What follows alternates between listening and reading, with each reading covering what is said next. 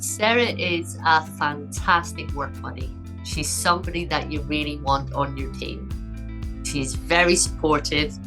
She's like your number one cheerleader to help you be the best that you can be.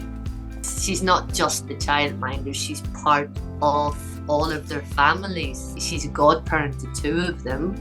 She just has a thing about her that not a lot of people actually have. I got into childminding when my own children were small.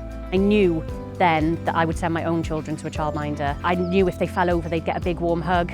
You know, they were part of a family, and I hope that I give that now to other families, that welcoming smile, and just for them to know that they can go off to work and their children are very well cared for, and that we have the absolute best days ever. She's very organised. She's on the ball and she's always doing something. She just never stops.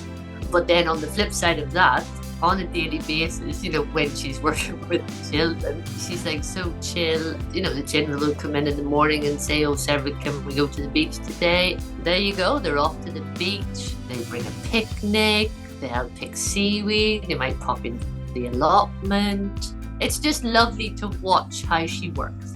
I think I was born to care for these little people, and I enjoy every minute of it. Yeah, it's just a privilege to work with them.